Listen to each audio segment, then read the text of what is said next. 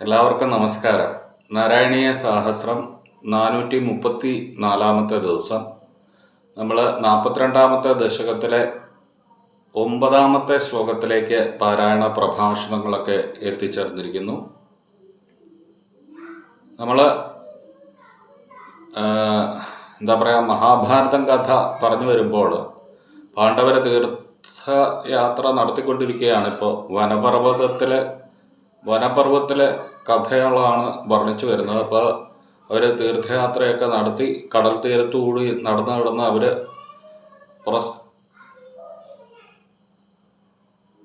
പ്രശസ്നാന നദിയിലെത്തി. അവിടെ സ്നാനവും തർപ്പണവും ഒക്കെ നടത്തിയിട്ട് നടന്ന് ഗോദാവരിയിലെത്തി. അതിൽ സ്നാനവും ദാനവും നടത്തിയിട്ട് ദ്രവിഡദേശത്ത് ഉള്ള അഗസ്ത്യ തീർത്ഥവും നാരീതീർത്ഥവും ദർശിച്ചു. പിന്നീട് ശൂർപാരകം എന്ന പ്രദേശം കടന്ന് താപസന്മാരുടെയും മഹാത്മാക്കളുടെയും വാസസ്ഥലമായ പരശുരാമ ക്ഷേത്രത്തിലെത്തി. പല ദേവതകളുടെയും ക്ഷേത്രങ്ങളിൽ ദർശനം നടത്തിയിട്ട് പാണ്ഡവര് ശൂർപാരകത്തിൽ വീണ്ടും വന്നു. വിശ്വവിഖ്യാതമായ പ്രഭാസ തീർത്ഥത്തിൽ അവരെത്തി. അതിൽ സ്നാനവും തർപ്പണവും നടത്തി പിതൃക്കളെ തൃപ്തിപ്പെടുത്തി. അനന്തരം ജലം മാത്രം ഭക്ഷണമാക്കിക്കൊണ്ട് പഞ്ചാഗ്നി മധ്യത്തിൽ 12 ദിവസം തപസ് ചെയ്തു. ഈ സമയത്ത് പാണ്ഡവർ പ്രഭാസത്തിൽ തപസ് ചെയ്യുന്നതറിഞ്ഞ് ശ്രീകൃഷ്ണ ഭഗവാൻ ബലരാമനോടും പരിവാരങ്ങളോടും കൂടി അവിടെ എത്തി.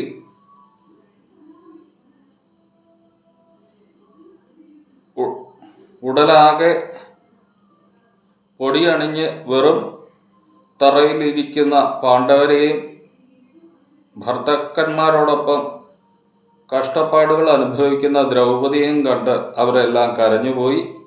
മേൽക്കുമേൽ ദുഃഖങ്ങൾ അനുഭവിച്ചെങ്കിലും യുധിഷ്ഠിരന്റെ മനസ്സ് ചഞ്ചലമായിട്ട് ബലരാമൻ, ശ്രീകൃഷ്ണ ഭഗവാൻ, പ്രദ്യുമ്നൻ, സാംബൻ, സാത്വികി തുടങ്ങിയവരെല്ലാം അദ്ദേഹം ബഹുമാനപൂർവ്വം എതിരേറ്റു. യാദവരെ പാണ്ഡവരെ സൽക്കരിച്ചു. ബലരാമൻ ശ്രീകൃഷ്ണ ഭഗവാനോടായിട്ട് പറഞ്ഞു, കൃഷ്ണ നോക്കൂ, ധർമ്മിഷ്ഠനായ യുധിഷ്ഠിരൻ ഈ വിധം കഷ്ടപ്പാടുകൾ അനുഭവിക്കുമ്പോൾ പാപിയായ ദുര്യോധനൻ രാജ്യം ഭരിക്കുന്നു. ആ പാപിയുടെ അധർമ്മം കൊണ്ട് ഭൂമി പിളരുന്നില്ലല്ലോ. ഇതൊക്കെ കണ്ടാൽ അല്പജ്ഞർ എന്തു കരുതും? ധർമ്മനിഷ്ഠയേക്കാൾ ശ്രേഷ്ഠം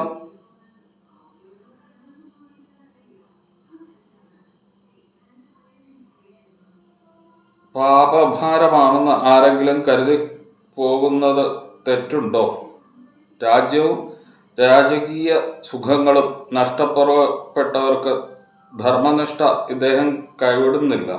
പാപിയായ ധൃതരാഷ്ട്രർ ഇവരെ രാജ്യഭ്രഷ്ടരാക്കിയില്ലേ? ഇനി പരലോകത്ത് ചെന്നാൽ പിതൃക്കളോട് പറയാൻ ആവുമോ താൻ പാപങ്ങളൊന്നും പാണ്ഡവരോട് ന്യായം ചെയ്തുവെന്ന്? ഈ പാണ്ഡവര് കരുത്തന്മാരല്ലേ? ഇവരെ എതിരിടാൻ ധൃതരാഷ്ട്രരുടെ സേനയ്ക്ക് കഴിയുമോ? ഈ പാണ്ഡവരും ദ്രൗപദിയും അനുഭവിക്കുന്ന കഷ്ടപ്പാടുകൾ കണ്ടിട്ട് ഭൂമിക്ക് പോലും അനുകമ്പയില്ലല്ലോ. സാത്വികി പറഞ്ഞു, ബലദേവ, ഇത് വെറുതെ പശ്ചാത്തപിക്കാനുള്ള അവസരമല്ല. യുധിഷ്ഠിരൻ ഒന്നും പറഞ്ഞില്ലെങ്കിലും നമുക്ക് ചില കർത്തവ്യങ്ങളുണ്ട്, അത് നാം ചെയ്യണം. രക്ഷകനുണ്ടെന്ന് ബോധ്യമുള്ളവർ സ്വയം ഒന്നും ചെയ്യാറില്ല. എന്നോടൊപ്പം ഇവിടെ അങ്ങും ശ്രീകൃഷ്ണ ഭഗവാനും പ്രദ്യുമ്നും സാംബനും ഒക്കെ മിണ്ടാതിരിക്കുന്നതെന്ത്? ഈ 3 ലോകങ്ങളെയും രക്ഷിക്കാൻ നമുക്ക് കഴിവുണ്ട്. പിന്നെ ഈ പാണ്ഡവർ നമ്മുടെ അടുക്കൽ വന്ന് വനത്തിൽ വസിക്കുന്നത് എങ്ങനെ യുക്തമാകും? നമ്മുടെ അടുക്കൽ വന്ന് വനത്തിൽ താമസിക്കുന്നത് എങ്ങനെ യുക്തമാകും? ഇന്ന് തന്നെ സർവശാസ്ത്രങ്ങളും എന്തി യാദവസേന ഹസ്തിനപുരിയിലേക്ക് പുറപ്പെടട്ടെ. ദുര്യോധനെ സഹോദരന്മാരോടൊപ്പം തോൽപ്പിച്ച് പരലോകത്തേക്ക് അയക്കട്ടെ. ബലദേവ, അങ്ങ് ഒറ്റയ്ക്ക് തന്നെ കോപം കൊണ്ട് ഈ ഭൂമിയെ ഭസ്മമാക്കാൻ കഴിവുള്ളവനാണ്. അതുകൊണ്ട് ഇന്ദ്രൻ വൃത്രാസുരനെ വധിച്ചതുപോലെ അങ്ങ് കൗരവരെ കൂട്ടത്തോടെ നിഗ്രഹിച്ചാലും ഞാനും ശരങ്ങൾ കൊണ്ട് കൗരവ സംഹാരത്തിൽ പങ്കുചേരാം. പ്രദ്യുമ്നൻ മൂർച്ചയേറിയ ശരങ്ങളുമായി ഇറങ്ങിയാൽ ദ്രോണർ, കർണൻ, കൃപർ, വികർണൻ തുടങ്ങിയവരെല്ലാം തടുത്ത് നിൽക്കുകയില്ല. അഭിമന്യുവിൻ്റെ പരാക്രമവും എനിക്ക് നല്ലവണ്ണം അറിയാം. ദുശാസനെ വകവരുത്തുവാൻ സാമ്പൻ മതിയാകും. ശ്രീകൃഷ്ണ ഭഗവാന്റെ കരുത്തിൻ്റെ കാര്യവും പറയാനില്ല. കൂർത്തമൂർത്ത ശരങ്ങളും സുദർശന ചക്രവുമായി ഭഗവാൻ പോർക്കളത്തിൽ ഇറങ്ങിയാൽ എതിരെ ആരും നിൽക്കുകയുമില്ല. ഇപ്പോൾ അനിരുദ്ധൻ, ഗദൻ, ഉൽമുഖൻ, ബാഹുകൻ, ഭാനു, ചാരുദേഷ്ണൻ തുടങ്ങിയ എല്ലാവർക്കും ശൗര്യം പ്രകടിപ്പിക്കുവാൻ അവസരവും കിട്ടും. ഭോജ, വൃഷ്ണ്യ സകല വീരന്മാർക്കും സാത്വികന്മാർക്കും ശൂദ്ര കുലത്തിൽ സൈനികർക്കും ഈ കൗരവ സംഹാരത്തിൽ പങ്കെടുത്ത് കീർത്തി നേടാൻ കഴിയും. അങ്ങനെയായാൽ ചൂതുകളിയുടെ ഘട്ടത്തിൽ യുധിഷ്ഠിരൻ ചെയ്തതുപോലെ ശപഥം പാലിക്കണമെങ്കിൽ കാലാവധി കഴിയും വരെ അഭിമന്യു രാജ്യം ഭരിക്കട്ടെ എന്നൊക്കെ എന്താ പറയുക, സാത്വികി പറഞ്ഞു. ശ്രീകൃഷ്ണ ഭഗവാൻ പറഞ്ഞു, സാത്വികി, നിങ്ങൾ പറഞ്ഞത് തികച്ചും ശരിയാണ്, ഞാനും സമ്മതിക്കുന്നു. പക്ഷേ യുധിഷ്ഠിരൻ സ്വന്തം കയ്യൂക്കുകൊണ്ട് നേടാത്ത ഭൂമി ഇഷ്ടപ്പെടുകയില്ല. കാരണം എന്തായാലും യുധിഷ്ഠിരന് സ്വധർമ്മം ഉപേക്ഷിക്കാനാവില്ല. അതുപോലെ മറ്റു പാണ്ഡവർക്കും ദ്രൗപദിക്കും സ്വധർമ്മം ത്യജിക്കുവാൻ കഴിയില്ല.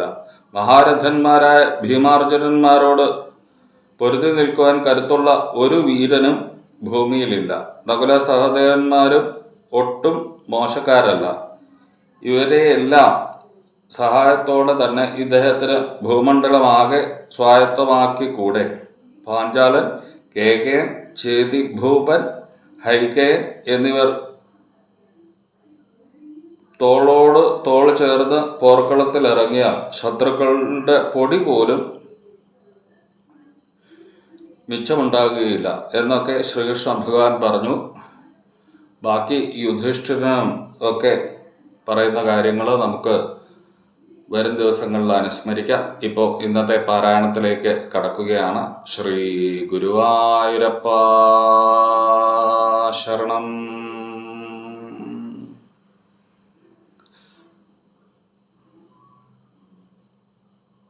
കൃഷ്ണായ വാസുദേവായ ദേവകീനന്ദനായ ച നന്ദഗോപകുമാരായ ഗോവിന്ദായ നമോ നമഃ. കൃഷ്ണായ വാസുദേവായ ഹരേ പരമാത്മനെ പ്രണതക്ലേശനാശായ ഗോവിന്ദായ നമോ നമഃ.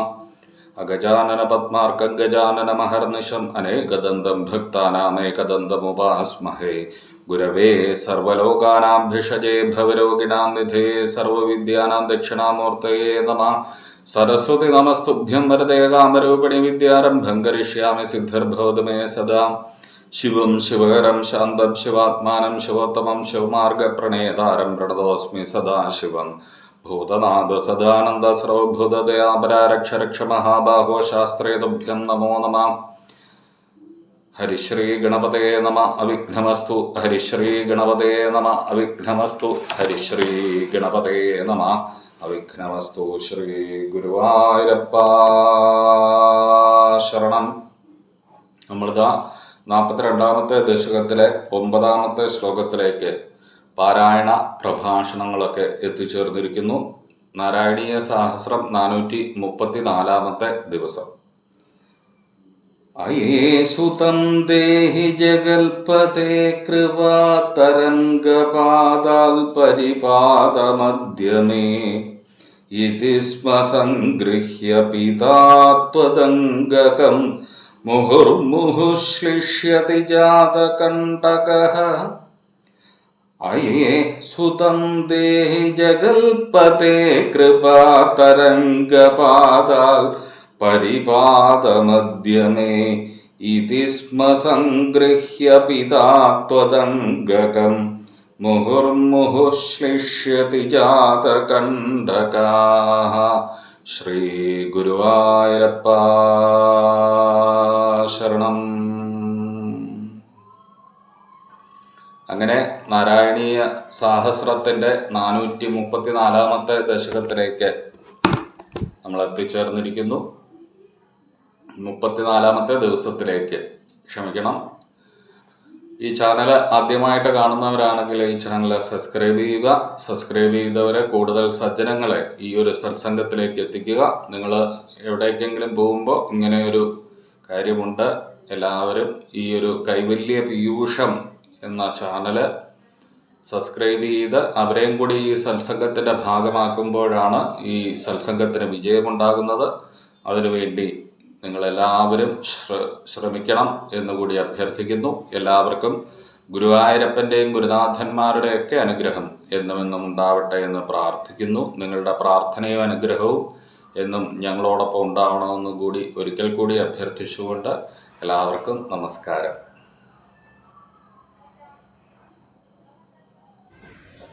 നാരായണ നാരായണ നാരായണ നാരായണ നാരായണ നാരായണ നാരായണ നാരായണ.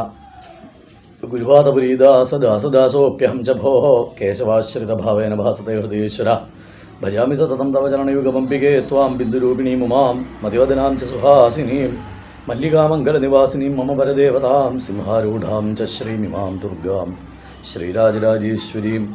ശിവം ശിവകരം ശാന്തം ശിവാത്മാനം ശിവോത്തമം ശിവമാർഗപ്രണേതാരം പ്രണതോസ്മി സദാശിവം. ശ്രീപത്മനാഭപുരേവസന്തം ശ്രീവൈഷ്ണവം രൂപമിദം ദധാനം ശ്രീതപ്രിയം നിത്യമുപാശ്രിതാനാം ശ്രീപത്മനാഭൈ വയം നമാമഃ. ശ്രീകൃഷ്ണായ പരമഗുരവേ നമോ നമഃ. ശ്രീകൃഷ്ണാർപ്പണമസ്തു. ജയ് ശ്രീകൃഷ്ണ. നമസ്കാരം. നന്ദഗോപുരടക്കമുള്ള ആളുകൾ മറ്റ് അന്വേഷണത്തിനായിട്ട് തുനിഞ്ഞ നേരത്ത് യശോദാദി ഗോപികമാർ ഭഗവാന്റെ ശരീരത്തെ മുഴുവൻ അവർ സ്പരിശിച്ച് നോക്കി. എന്നുവെച്ചാൽ അമ്മമാർക്കെപ്പോഴും തൻ്റെ കുട്ടിക്ക് വല്ലതും ഉണ്ടായോ എന്നുള്ളൊരു പരിഭ്രമം ആണല്ലോ ഉണ്ടാവുക. അച്ഛന്മാരതിൻ്റെ കാരണം കണ്ടെത്താൻ നടക്കും, ഡയഗ്നോസ് ചെയ്യാൻ. അപ്പോൾ ഇവിടെ ഡയഗ്നോസിസിന് ഒന്നും സമയമില്ല. യശോദ തൻ്റെ ഉണ്ണിയുടെ പരിഭ്രമം, അവർക്ക് അതായിരുന്നു പരിഭ്രമം. ഇത്രയും ശബ്ദം കേട്ടിട്ട് ഉണ്ണിക്ക് പേടിയാവോ, അങ്ങനെ ഉണ്ടല്ലോ. ഉണ്ണിക്ക് പേടിയാവോ എന്നുള്ള പരിഭ്രമത്തിൽ മറ്റുള്ള കാര്യങ്ങളിലേക്കൊന്നും ഈ ഗോപികമാരടങ്ങുന്ന യശോദ അടങ്ങുന്ന ഗോപികമാർ തയ്യാറായില്ല എന്നാണ്. അവരാരും ഇതന്വേഷിക്കാനോ അല്ലെങ്കിൽ ഇതിൻ്റെ കാരണം കണ്ടെത്താനോ, അതൊക്കെ അതിൻ്റെ വഴിക്ക് നടക്കും, ഈശ്വരൻ അങ്ങനെയാണ് വിചാരിച്ചിരിക്കുന്നത് എന്ന ചിന്താഗതിയിൽ മുന്നേറുന്ന ആൾക്കാരാണല്ലോ സാധാരണ നിലയ്ക്ക് അമ്മമാർ. അതുതന്നെയാണ്, അതേ സ്വഭാവമാണ് ഇവിടെ യശോദാദി ഗോപികമാർ കാണിച്ചിരിക്കുന്നത്. അന്വേഷണമൊക്കെ തകൃതിയായിട്ട് നടന്നു. അനവധി നേരം അവിടെ വല്ലവരും ഒളിച്ചിരിക്കുന്നുണ്ടോ, ആകാശത്തൂടെ വല്ലവരും പോയതിൻ്റെ ലക്ഷണമുണ്ടോ, ഭൂമിയിലൂടെ വല്ലവരും പോയതിൻ്റെ ലക്ഷണമുണ്ടോ, യമുനയിലൂടെ വല്ലവരും വന്നതിൻ്റെ ലക്ഷണമുണ്ടോ. അവിടെ മണിക്കൂറുകളോളം അന്വേഷണമായിട്ട് നടന്നു ഗോപന്മാരും നന്ദഗോപരും. നന്ദഗോപര് പക്ഷേ ചീഫായതുകൊണ്ട് അദ്ദേഹം കസേരയിൽ ഇരുന്നേ ഉള്ളൂ. ബാക്കി എല്ലാവരും അനവധി അന്വേഷിച്ചിരിക്കണം. അന്വേഷിച്ചാലേ ഭഗവാനെ കണ്ടെത്താൻ സാധിക്കുള്ളൂ എന്നർത്ഥം. ഭഗവാനെ ഒരു വസ്തു ആക്രമിക്കുക, അല്ലെങ്കിൽ ഭഗവാനെ ഒരു വസ്തു എതിരായിട്ട് ഇരിക്കുക, ആ വസ്തുവിൻ്റെ കാരണം കണ്ടെത്താൻ ശ്രമിക്കുക എന്നുള്ളതാണ് മനുഷ്യൻ ചെയ്യുന്ന ഏറ്റവും വലിയ വിഡ്ഢിത്തം. എന്നുവെച്ചാൽ ആളുകൾ ഭൗതിക ശാസ്ത്രം പ്രപഞ്ചത്തിൻ്റെ ഉൽപ്പത്തി കണ്ടെത്താൻ ശ്രമിക്കുന്നിടത്താണ് പരാജയപ്പെടുന്നത്. കാരണം ഇറ്റ്സ് കംപ്ലീറ്റ്ലി അൺനെസസറി, അൺവാണ്ടഡ്. എന്നുവെച്ചാൽ പ്രപഞ്ചത്തിൻ്റെ ഉൽപ്പത്തിയൊന്നും സാധാരണക്കാരെ സംബന്ധിച്ചിടത്തോളം ഉപകാരമുള്ളതല്ല. ഇനി ആർക്കെങ്കിലും ഉപകാരമുണ്ടോ? ഇല്ല, ഉപകാരമുള്ളതൊന്നുമല്ല. പ്രപഞ്ചം ഇത്ര ലക്ഷക്കണക്കിന് വർഷം മുമ്പ് ഉണ്ടായി, അല്ല 10,000 വർഷം മുമ്പേ ഉണ്ടാവുള്ളൂ എന്നുള്ളത് കൊണ്ട് കുണ്ഠിതൊന്നുമില്ല, ആർക്കും വിഷമമൊന്നുമില്ല.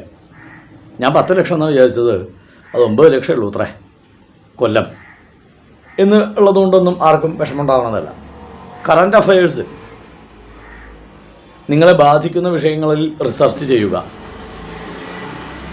അങ്ങനെ ആ രീതിയിൽ അതിൻ്റെ റിസർച്ച് നടന്നാൽ ഒരു പക്ഷേ വ്യത്യാസം വരും.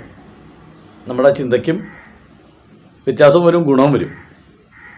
ഒരു ഗുണമില്ലാത്ത അന്വേഷണം ഭൗതികവാദങ്ങളിലും വിഷയങ്ങളിലും കേന്ദ്രീകരിച്ചിട്ടുള്ള അന്വേഷണത്തിന് എങ്ങും എത്താൻ സാധിക്കില്ല. കാരണം ഭൗതികത ഈശ്വരൻ സൃഷ്ടിച്ചതാണ്. ഭൗതികത എന്നൊരു വസ്തു, നമ്മുടെ ആധ്യാത്മിക ഭാഷയിൽ സംസാരം,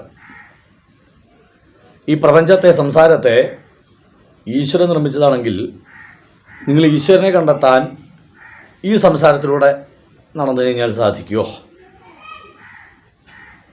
സാധിക്കില്ല. അപ്പം അതിന് എന്തു വേണം? അതിന് പുറത്തേക്ക് വരണം. ഇതാരാണ് സൃഷ്ടിച്ചതെന്നോ ഇതിൻ്റെ പിന്നിലുള്ള ശക്തി ആരാണെന്നോ മനസ്സിലാക്കാനുള്ള ശ്രമമായിരിക്കണം നമുക്ക്. കാലാകാലങ്ങളായി, ദശാബ്ദങ്ങളോളോ ശതാബ്ദങ്ങളോ ആയിട്ട് ചന്ദ്രനിലേക്കും മറ്റും പോയിക്കൊണ്ടിരിക്കുന്ന നമ്മളെപ്പോലെയുള്ള ആളുകൾ ലക്ഷക്കണക്കിന് കോടിക്കണക്കിന് ഡോളേഴ്സും മറ്റും ചിലവാക്കിയിട്ടാണ് അത്തരം പ്രക്രിയകൾ നടക്കുന്നത്. ഒന്നുമില്ല, അന്യരാജ്യത്തിൻ്റെ ചലനം നിരീക്ഷിക്കാൻ വേണ്ടിയിട്ടാണ് മിക്കവാറും രാജ്യങ്ങൾ അത് ചെയ്യണത്. അല്ലെങ്കിൽ അവനവൻ്റെ രാജ്യങ്ങൾക്ക് ഫോർകാസ്റ്റ് എന്ന് വെച്ചാൽ കാലാവസ്ഥാ നിരീക്ഷണം, അല്ലെങ്കിൽ അവരുടെ എന്താ പറയുക നിലനിൽപ്പിൻ്റെ പല പ്രശ്നങ്ങൾ, ഇത്തരം കാര്യങ്ങളൊക്കെ അറിയാൻ വേണ്ടിയിട്ടാണ് ഈ സാറ്റലൈറ്റും മറ്റും ഉപയോഗിക്കണതും ചന്ദ്രനിലേക്കൊക്കെ പോണതും. പക്ഷേ വാസ്തവത്തിൽ ആലോചിച്ച് നോക്കൂ, ഇതുകൊണ്ടൊന്നും മനുഷ്യന് ഒരു ഗുണവും ഉണ്ടാകുന്നില്ല എന്നുള്ളതാണ് സാരം. തീർത്തും ഞാൻ പറയുന്നില്ല. നമ്മുടെ മൊബൈൽ കമ്മ്യൂണിക്കേഷൻ, യൂട്യൂബ് കമ്മ്യൂണിക്കേഷൻ, ഇതൊക്കെ അതിൻ്റെ ഗുണത്തിൽ പെട്ടതാണല്ലോ. പക്ഷേ ഭൂരിഭാഗം സ്പേസ് സയൻസ് എന്ന് പറയുന്നത് ഭൂരിഭാഗവും നമുക്ക് ന്യായം നോക്കിക്കഴിഞ്ഞാൽ വൃഥാ വ്യായാമമാണെന്ന് ബോധ്യം വരും. മനുഷ്യനെ അംഗീകരിക്കാൻ തയ്യാറല്ല. ഇതൊക്കെ ഞങ്ങളുണ്ടാക്കിയതാണെന്ന് പറയാനാണ് ഇഷ്ടം. ഞങ്ങളുണ്ടാക്കി എന്ന് പറഞ്ഞ് അവസാനം ഇതിൻ്റെ നിയന്ത്രണം കയ്യിലില്ല, നിലനിൽപ്പ് കയ്യിലില്ല, സംഹാരവും കയ്യിലില്ല എന്നിരിക്കെ എങ്ങനെ നമുക്കിത് അവകാശപ്പെടാൻ സാധിക്കും? ഇപ്പോൾ വൃഥാ വ്യായാമം ചെയ്ത് ഈശ്വരന് പ്രതികൂലമായിട്ട് ചിന്തിച്ച് അതിൻ്റെ കാരണം കണ്ടെത്തുക. ഗോപന്മാർ ചെയ്തത് അതായിരുന്നു. ഈശ്വരനെ ആക്രമിക്കാൻ വന്ന ആളാരാന്ന് അവർ കുറേ നേരം കണ്ടെത്തി. എന്നാൽ ഗോപികമാർ അനായാസേന ഭഗവാനെ കയ്യിലെടുത്ത് അവർ ഭഗവാനെ സ്വന്താക്കി. ഇതാണ് ഭക്തനും വാസ്തവത്തിൽ യുക്തിവാദികളോ അല്ലെങ്കിൽ ഭൗതികവാദികളോ തമ്മിലുള്ള വ്യത്യാസം. നമ്മൾ പറയുന്ന ഈ കുഴി എന്താ പറയുക, എണ്ണണ്ട അപ്പം നിന്നാ മതി എന്ന് പറയാറുണ്ടല്ലോ, ആ ഒരു ഭാഷയാണ് നമുക്കിവിടെ പറയാറുള്ളത്. ഇതിൻ്റെ പിൻഭാഗം ഒരിക്കലും ചിന്തിക്കരുത്. ഒരു കാര്യത്തിൻ്റെയും പിന്നിലേക്ക് നിങ്ങൾ തിരിഞ്ഞു നോക്കി പോകുമ്പോൾ മുമ്പിലേക്കാണ് നടക്കണതെങ്കിലും അവസാനം മുന്നിലുള്ള ഒബ്സ്റ്റാക്കിൾസ് കാണാത്തതുകൊണ്ട് കെട്ടിപ്പറഞ്ഞ് വീഴുക ചെയ്യുക. അപ്പോൾ അത് ഒഴിവാക്കാൻ വേണ്ടി എന്ത് വേണം? തിങ്ക് ഫോർവേഡ്, മുമ്പിലേക്ക് തന്നെ ചിന്തിക്കണം. പുരോഗമനവാദികൾ എന്ന് പറയുന്ന ആൾക്കാർ സംസാരിക്കുന്നത് നിങ്ങൾ കേട്ടിട്ടുണ്ടോ? അല്ലെങ്കിൽ അവരായിട്ട് സംസാരിച്ചാൽ ചിരി വരും നമുക്ക്. കഴിഞ്ഞ നൂറ്റാണ്ടിൽ അല്ലെങ്കിൽ 2 നൂറ്റാണ്ട് മുമ്പേ ഇത്തരത്തിലുള്ള കഴിഞ്ഞ കാര്യത്തിലാണ് അവർക്ക് കൂടുതൽ പ്രിയം. വരാൻ പോകുന്നതോ കറൻറ്റോ ആയിട്ടുള്ള അഫയേഴ്സ് ഇത്തരം ഭൗതികവാദികൾ സംസാരിക്കാറില്ല. Rather the fear of it. അപ്പോൾ അതിലെന്താ വേണ്ടത്? ഈശ്വര അധീനം ആയിട്ടുള്ള വസ്തുക്കളെക്കുറിച്ച് നമ്മൾ ചർച്ച ചെയ്തിട്ട് ഒരു കാര്യമില്ല. പ്ലസ് പ്രപഞ്ചം മുഴുവൻ ഈശ്വരാധീനമാണെങ്കിൽ പിന്നെ നമ്മൾ പ്രപഞ്ചത്തെക്കുറിച്ച് ചർച്ച ചെയ്തിട്ട് വല്ല കാര്യമുണ്ടോ?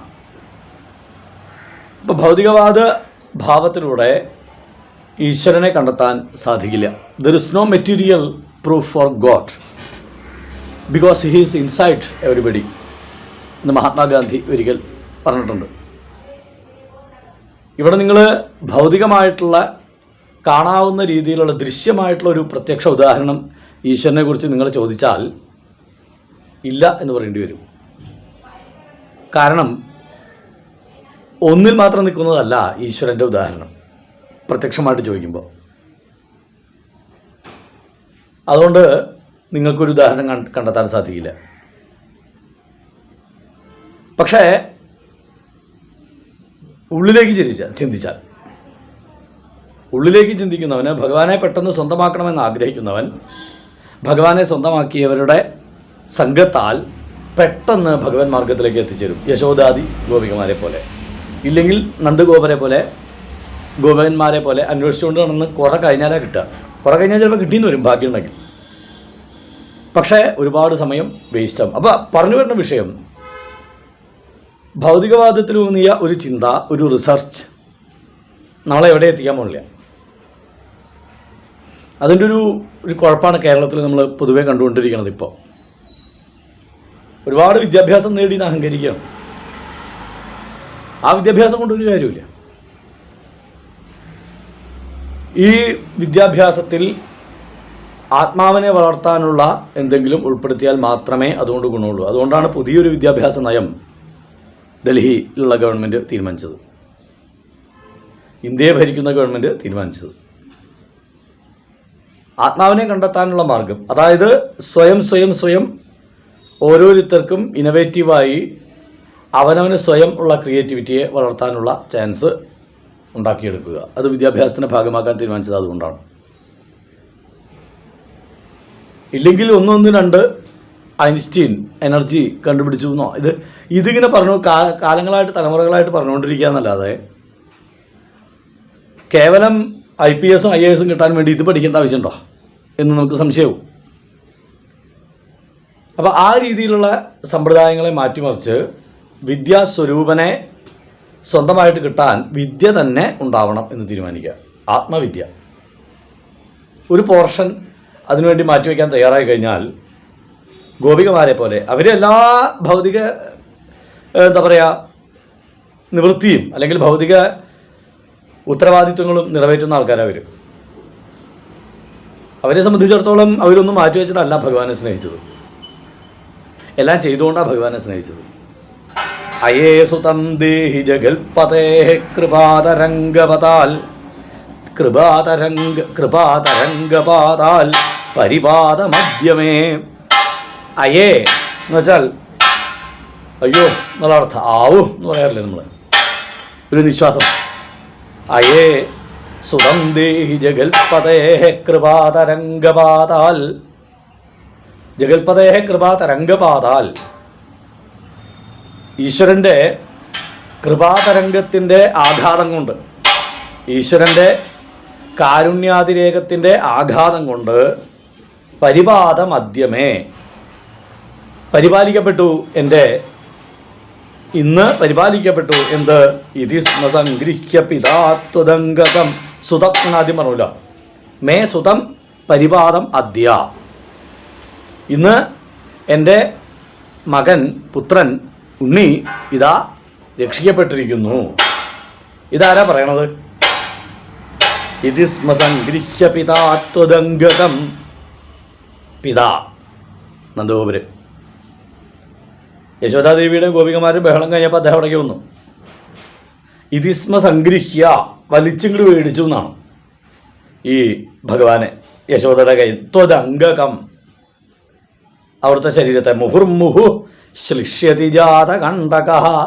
പിന്നെ കെട്ടിപ്പിടിച്ചു എന്നാണ്. ജാതകണ്ടക എന്ന് വെച്ചാലോ ഭഗവാന് വേദന ഉണ്ടാക്കുന്ന രീതിയിൽ സ്നേഹിച്ചു. കണ്ടകം എന്ന് വെച്ചാൽ ഒരു വേദന, കാണാവുന്ന ക്ഷതത്തെയാണ് കണ്ടകം എന്ന് പറയാം ശരിക്ക്. പക്ഷേ ഇവിടെ ഉദ്ദേശിച്ചിരിക്കുന്നത് ഭഗവാന്റെ ശരീരത്തെ വേദനിപ്പിക്കുന്ന രീതിയിൽ കെട്ടിപ്പിടിച്ചു നന്ദഗോപുര്. അച്ഛന്മാരെ കെട്ടിപ്പിടുത്തം അത്തരത്തിലുള്ളതാണല്ലോ. അപ്പം മുഹുർമുഹു ശ്ലിഷ്യതി ജാതകണ്ടക എന്തു പറഞ്ഞിട്ട്? ജഗൽപതേ കൃപാതരംഗപാതാൽ. ഈശ്വരൻ്റെ കൃപാതരംഗത്തിൻ്റെ ആഘാതം, ആ വീഴ്ച കൊണ്ട്, അതായത് വളരെ ഘനത്തോടെ എൻ്റെ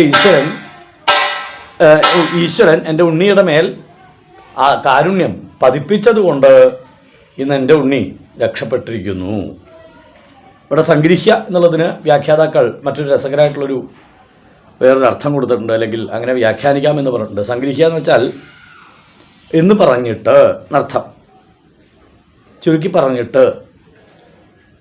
യശോദയോട് അത്തരം ഒരുപാട് കാര്യങ്ങൾ പറയാനുണ്ട്. അത് ചുരുക്കി ഈ ഒരൊറ്റ വാക്കിൽ ചുരുക്കിയിട്ട് ഇത് സ്മ സംഗ്രഹ്യ. സ്മ എന്ന് വെച്ചാൽ കഴിഞ്ഞ കാര്യത്തിനെ പറയണതാണ്. എന്ന് വെച്ചാൽ ഇവിടെ കൃപാതരങ്കാൽ സ്മ പരിപാദം സ്മ എന്നർത്ഥം. മേ സുതം, എൻ്റെ സുതൻ ഈശ്വരൻ്റെ കൃപാതരംഗത്താൽ പെട്ടിരിക്കുന്നു. ഇത് സംഗ്രഹ്യ, ഇത്തരത്തിൽ സംഗ്രഹിച്ചിട്ട്, അല്ലെങ്കിൽ നന്ദഗോപരുടെ ആക്ഷൻ കഴിഞ്ഞിട്ട് സ്മ എന്ന് ചേർത്താൽ മതി. ഇത്തരത്തിൽ സംഗ്രഹിച്ചിട്ട് എന്ന് വെച്ചാൽ ചുരുക്കി പറഞ്ഞിട്ട് എന്നർത്ഥം. പെട്ടെന്ന് തന്നെ പിതാത്വത് അംഗകം മുഹുർമുഹു ശ്ലിഷ്യതി, അങ്ങനെയും പറഞ്ഞുകൊണ്ട് അവിടുത്തെ ശരീരത്തെ കെട്ടിപ്പിടിച്ചു എന്നതിനെ വ്യാഖ്യാനിക്കാം. പക്ഷെ ജാതകണ്ഠക എന്നുള്ള ഒരു പ്രയോഗം കൊണ്ട് സംഗ്രഹ്യ എന്നുള്ളതിൻ്റെ അർത്ഥം തട്ടിപ്പറിച്ചു എന്ന് തന്നെയാണ് കൂടുതൽ ഉചിതം എന്ന് പറയുന്നത്. കാരണം ചുരുക്കി പറഞ്ഞ് കെട്ടിപ്പിടിച്ചു എന്നുള്ളതിന് അത്ര ആവേശമില്ല. പുത്രനോടുള്ള വാത്സല്യത്തിൻ്റെ ആഴം അതിൽ അത്ര പ്രകടമല്ല. നേരെ മറിച്ച് ജാതകണ്ഠക എന്നുള്ള പദമുള്ളത് കൊണ്ട് ഭഗവാന് ആഘാതം അല്ലെങ്കിൽ മുറിവേൽക്കുന്ന രീതിയിൽ ആ ശരീരത്തെ കെട്ടിപ്പിടിച്ചു എന്ന് പറയുമ്പോൾ അത്രയും ആവേശത്തോടെയാണ് നന്ദഗോപര് ഭഗവാനെ കെട്ടിപ്പിടിച്ചിരിക്കുന്നത്. അപ്പോൾ സംഗ്രഹ്യ എന്നുള്ളതിന് തട്ടിപ്പറിച്ചു എന്ന് തന്നെയാണ് കൂടുതൽ ഉചിതമായിട്ടുള്ള അർത്ഥം എന്ന് വ്യാഖ്യാതാക്കൾ ഇവിടെ പറയുന്നു. ഭട്ടതിരിപ്പാട് വ്യാസഭഗവാന്റെ അവതാരമായിരിക്കാം. ഒരു പദവും വെറുതെ അദ്ദേഹം പ്രയോഗിക്കില്ല.